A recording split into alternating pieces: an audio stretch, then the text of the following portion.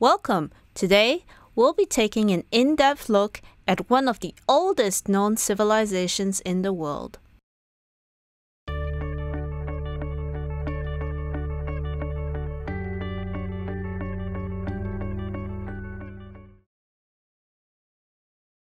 When we take a look at the phrase Indus Valley Civilization, we can see that it is made up of three major words: Indus, Valley, and Civilization.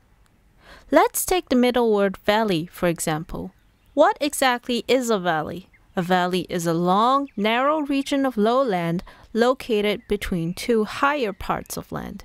Usually these higher parts of land are hills or mountains. A valley could also refer to the broad area drained by a single river system.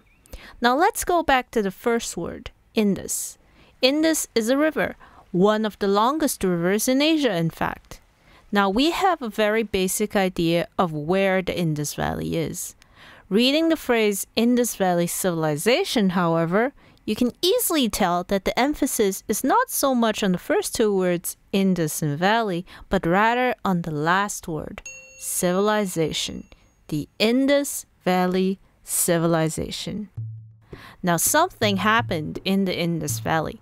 To further unravel this mystery, we need to first understand what a civilization is.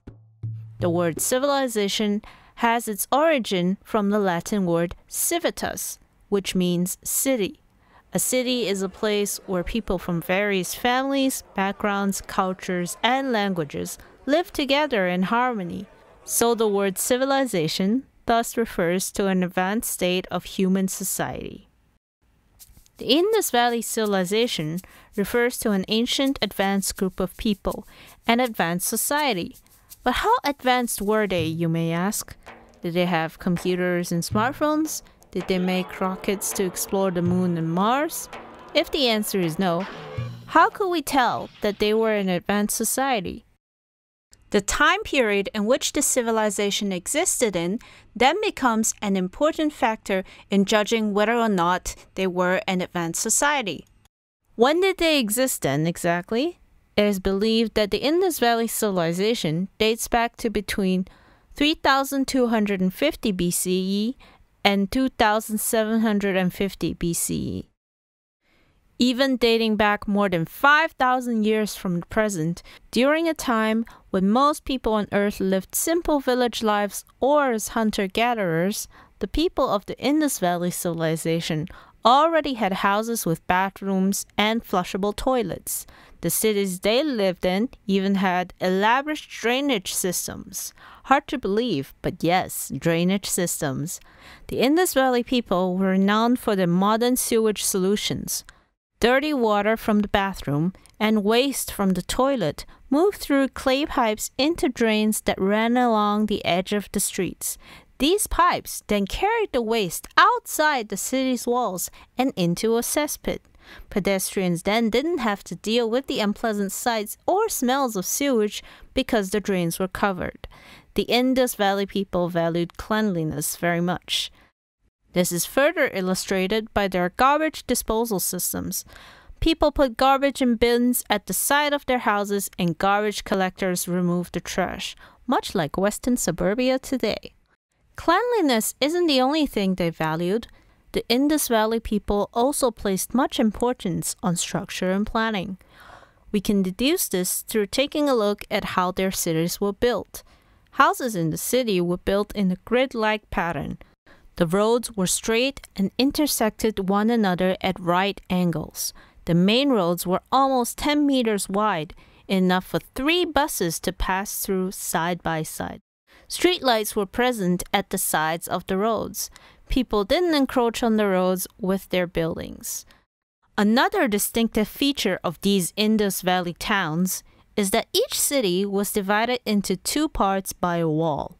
One of the divided parts was on a higher ground than the other. The part that's on the higher ground was called the citadel, while the part on the lower ground was called the lower town. The citadel was where important buildings, such as the granaries and the assembly hall, were built. Some archaeologists speculate that the houses of the rulers were also built in the citadel, while the houses of the common folk were typically built in the lower town. Now, no city is complete without proper protection, for which a strong wall was built around the perimeters. Two cities in particular stand out as the more iconic representations of the Indus Valley Civilization, Harappa and Mohenjo-Daro. The city of Harappa is situated within the province of present-day Punjab in Pakistan, close to the Indus River system's Ravi River. Several hundred kilometers downstream from Harappa is where we find the site of Mohenjo-Daro, located in present-day Sindh, Pakistan. The name Mohenjo-Daro translates to Mound of the Dead in the Sindhi language and was probably the capital of the southern region. In Mohenjo-Daro, a big building with an artificial pool called the Great Bath was situated within the city's citadel. Both Harappa and Mohenjo-Daro were highly developed and well-planned cities, with Harappa having several smaller granaries, the Mohenjo-Daro's one centralized granary. The Indus Valley Civilization consisted of a lot more than just these two cities. Lothal, located in present-day Gujarat, was also an important city. Do you know something cool about the city? It actually had a dockyard. The Indus Valley Civilization was more far-reaching than the other civilizations of its era, such as those of Egypt and Mesopotamia. For centuries, no one even knew that such a grand civilization ever existed. It was only in 1921 that Harappa was first discovered and studied by Sir John Hubert Marshall. This is the main reason why the Indus Valley Civilization is commonly known as the Harappan Civilization. Sir Marshall was eventually the one to lead the excavation to Mohenjo-Daro a few years after discovering the Harappan site as well. Since these first discoveries, more than 250 sites of the Indus Valley Civilization have been discovered, scattered across the Punjab, Sindh, Gujarat, Baluchistan, Rajasthan, and western Uttar Pradesh regions. Other sites have also been found at Ropar in the north, in the valleys of Narmada and Tapti in the south. In the east, sites of the Indus Valley Civilization have been found at Alamgipur near Meerut, and in the west at Suktajindur, which is in Baluchistan bordering Iran. We've learned so much about the Indus Valley Civilization, its people, and the way they lived there since first discovering Harappan in 1921. What else were they able to achieve, and how did it eventually fall? There are still many more mysteries to be unraveled. We've come to the end of this video.